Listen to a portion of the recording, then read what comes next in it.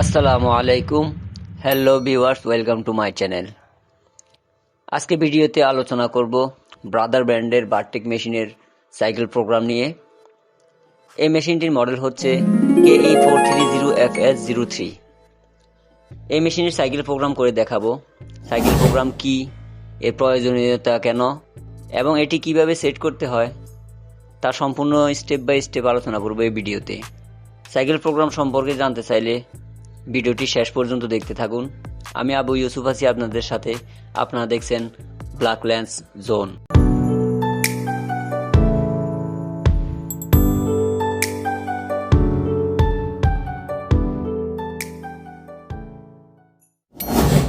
প্রথমে জানবো হচ্ছে সাইকেল প্রোগ্রাম কি। সেজন্য আমি একটি সহজ উদাহরণ দিয়ে বোঝানোর চেষ্টা করব। ধরুন আপনি চা বানাবেন, সেই ক্ষেত্রে ইলেকট্রিক কেটলিতে পানি দিতে হবে, তারপর চা পাতা দিতে হবে, তারপর চুলা অন করতে হবে, অর্থাৎ কেটলি অন করতে হবে। এরপর আর কিছুই করতে হবে না, পানি গরম হবে, চা ফুটবে, কাজ শেষ হয়ে যাবে, অটোমেটিক কেটলি অফ হয়ে যাবে। এই যে একবার অন করায় পুরো কাজ নিজে নিজে শেষ হলো, এটাই হলো একটি সাইকেল। একইভাবে রাইস কুকার অথবা ওয়াশিং মেশিনের কথা ভাবতে পারেন। একবার রিস্টার্ট দিলেই ধাপে ধাপে সব কাজ নিজে নিজে করে।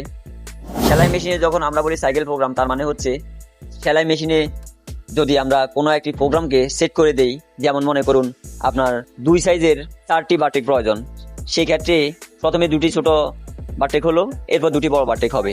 এইভাবে যদি আপনি প্রোগ্রাম সাজিয়ে দেন, অটোমেটিকভাবে মেশিন তার ফাংশনগুলোকে নিজে থেকে স্বয়ংক্রিয়ভাবে চেঞ্জ করে নেবে। এটাকে মেশিনের ভাষায় সাইকেল প্রোগ্রাম বলা হয়। সাইকেল প্রোগ্রামের প্রয়োজনীয়তা কখন হয়? যখন হুট করে কোনো লেআউট অনাকাঙ্ক্ষিতভাবে শুরু হয়ে যায়, সেই অবস্থায় মেশিন ডেফিনেটলি সংকটে পড়ে যায়। কাঙ্ক্ষিত মেশিন কাঙ্ক্ষিত জায়গায় দেওয়া সম্ভব হয় না, তখনই আমরা সাইকেল প্রোগ্রাম ব্যবহার করে থাকি। সচরাচর সাইকেল প্রোগ্রাম আমরা তৈরি করি না বা ব্যবহার করি না বলে আসলে এর প্রতি আমাদের ধারণাও অনেকাংশে কমই থাকে।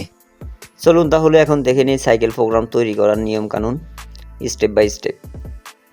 সাইকেল প্রোগ্রাম করার পূর্বে শর্ত হলো আপনি যেই বারটেক করতে চান তার মেজারমেন্ট, প্যারামিটার নাম্বার সব কিছু আগে সেট করে নিতে হবে। যেমন মনে করুন আমি এখন 2টি বারটেক ছোট এবং 2টি বারটেক বড় করতে চাচ্ছি, সেই জন্য শুরুতেই আমাকে এই বারটেকগুলো সেট করে নিতে হবে পরিপূর্ণ মেজারমেন্ট দ্বারা আমার প্রয়োজন অনুযায়ী। সেই জন্য আমি ছোট বারটেকের জন্য 17 নম্বর প্যারামিটার চুজ করে নিচ্ছি। 17 নম্বর প্যারামিটারে গিয়ে এক্স স্কেল সেট করে নিব হচ্ছে 8 mm এবং ওয়াই স্কেল সেট করে নিচ্ছি 1.6 mm এবং পাশাপাশি স্পিড সেট করে নিচ্ছি 1800।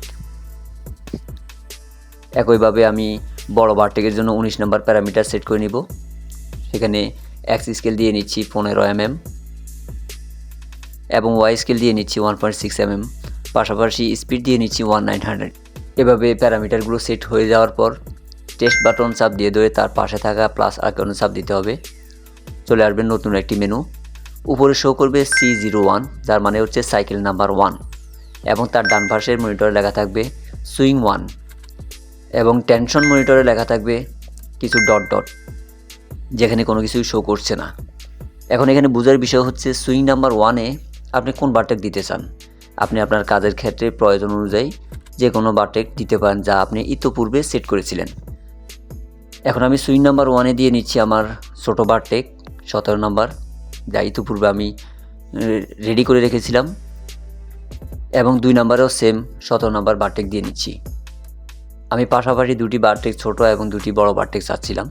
এখানে 1 নম্বর প্যারামিটার সেট হয়ে যাওয়ার পর সুইং নাম্বার 1-কে পরিবর্তন করে 2 বানাতে হবে এবং নিচে ডট ডট হয়ে থাকা সেই মনিটরে আবার আপনার কাঙ্ক্ষিত প্যারামিটার নাম্বারটি দিয়ে দিতে হবে। এভাবে আপনি আপনার প্রয়োজন অনুযায়ী যতগুলো ইচ্ছে ততগুলো প্যারামিটার সাজাতে পারেন সাইকেল প্রোগ্রামের জন্য। এই কাজ সম্পূর্ণ হয়ে যাওয়ার পর টেস্ট বাটন চাপ দিয়ে বের হয়ে যাব। এখন প্যারামিটার পরিবর্তন করার যে 2টি কি আছে, আপ ডাউন কি, এই কি চেপে আমি সাইকেল নাম্বার 1-এ যাব। সাইকেল নাম্বার 1-এ আসার পর কাজ শুরু হয়ে যাবে। মেশিন সুইংয়ের জন্য প্রস্তুত হয়ে গেলে দেখতে পাবো যখন আমি একটি সুইং কমপ্লিট করছি তখন টেনশন মনিটরের যে নাম্বারগুলো আছে সেগুলো পরিবর্তন হচ্ছে। এখানে আপনাকে অবশ্যই মনে রাখতে হবে 1 নাম্বার কোন বারটেক দিয়েছিলেন, 2 নম্বরে কোন বারটেক দিয়েছিলেন।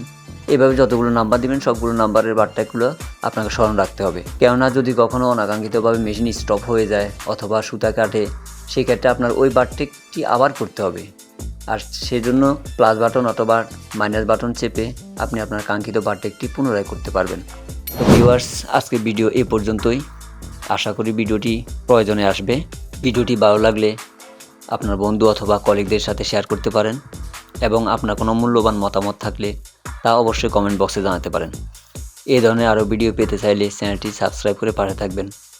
দেখা হবে আবার অন্য কোনো নতুন ভিডিওতে। সে পর্যন্ত সবাই ভালো থাকবেন, সুস্থ থাকবেন। আল্লাহ হাফেজ।